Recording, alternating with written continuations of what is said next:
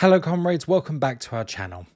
We're discussing this in the light of the recent BBC Panorama programme, aired on Monday, May the 14th, which delved into this tragic event that has left many families without satisfactory answers for decades. We're also discussing this in the context of the landmark report that was released on Monday regarding the scandal.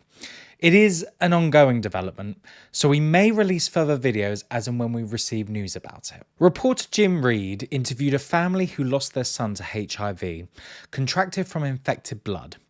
The boy had haemophilia, a condition that prevents blood from clotting normally. Until the 1970s, haemophiliacs required hospital treatment, but the discovery of blood factor VIII allowed home treatment, significantly improving their quality of life. However, due to increased demand, the NHS had to source blood from abroad, particularly the USA.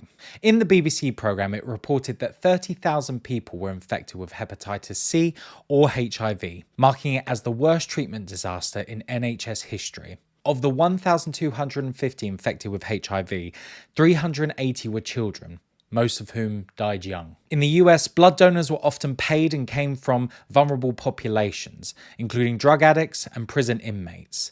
There was minimal screening, and little was known about HIV and its transmission in the late 70s and early 80s. Despite early warnings from American health officials and UK specialists about the risks of using US blood, the health department insisted that there was no conclusive proof of danger.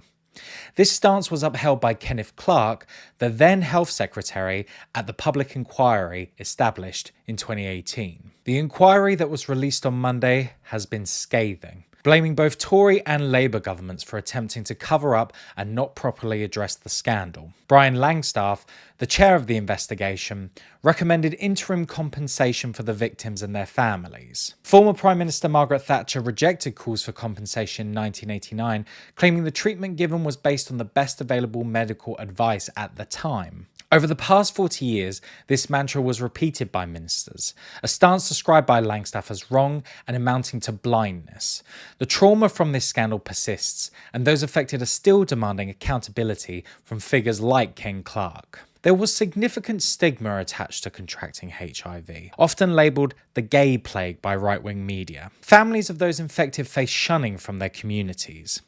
This scandal shares parallels with the Post Office submasters and Windrush scandals, where innocent victims have yet to receive proper compensation. The Tories have been ridiculously slow in addressing these injustices, but it's crucial that Labour commits to acknowledging these wrongs and ensuring proper compensation in a timely manner is provided.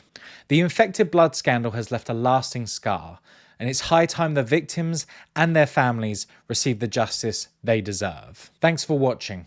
If you found this video informative, please like, comment and subscribe to the YouTube channel. Please subscribe to our newsletter at www.lefthorizons.com, and we will see you next time.